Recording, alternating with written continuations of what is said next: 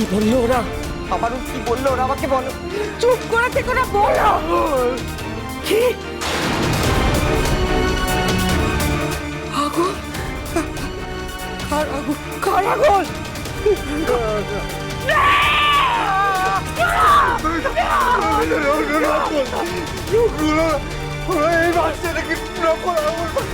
কি বলছো কি তুমি?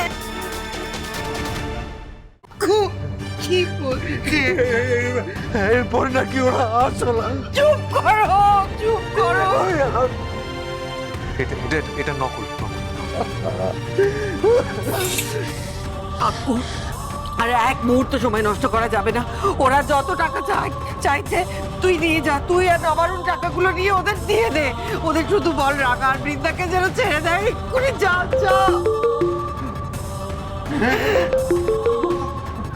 হ্যালো, এটাও যদি পুলিশকে বলেন তাহলে হাতে 5টা অরিজিনাল আঙুল কেটেই পাঠিয়ে দেবো।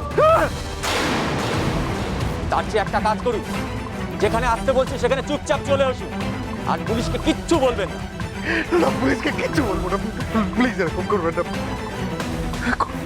কোথায় আসবো? বুকপাড়ার বড় বট গাছটার নিচে চলে আসুন। যেখানে রাখতে বলবো সেখানে রেখে চটপট চলে যাবে। আর যদি পুলিশ আসে এরপর একটা চান্সও পাবেন না। পুলিশকে বলবো না, আমি এক্ষুনি আমি একাই আসতাম। যেই ফলস আঙুলটা পাঠিয়েছি শ্বশুরবাড়ির লোক অমনি খুব ঘাবড়ে গেছে। এবার সুর করে 5 লাখ টাকা দিচ্ছে। আরে আমিও তোর সঙ্গে। তোরা কেউ যাবি না, ওরা আমাকে একা আসতে বলেছে। যাস না, আমি আমার বৌমাদের কোনো ক্ষতি হতে দেবো না। তোরা থাক এখানে, আমি না না না, তুই যাবি না। মা, ওখানে বাবাকে একা ছাড়া ঠিক হবে না। কি সিচুয়েশন আমরা কেউ জানি না। তুই যদি বাবার সঙ্গে যাস আরো বড় বিপদ হতে পারে। আক্কু, বোঝার চেষ্টা কর। ওরা নবারুণকে একা যেতে বলেছে। এখন ওদের কথা শুনতে হবে আক্কু, আর কোনো উপায় নেই। তাহলে যে রাগা আর বৃন্দার বিরাট ক্ষতি হয়ে যেতে পারে। আক্কু, তুই যাস না বাবা, তুই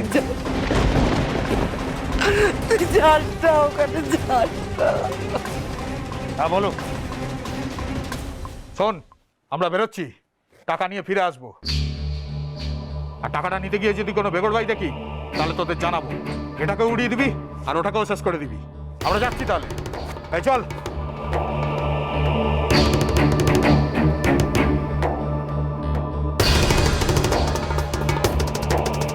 আগে একটা অন্য জায়গার নাম বলেছিল না, এখন আবার বড়বাবুকে বুকপাড়াটাকে ডাকলো।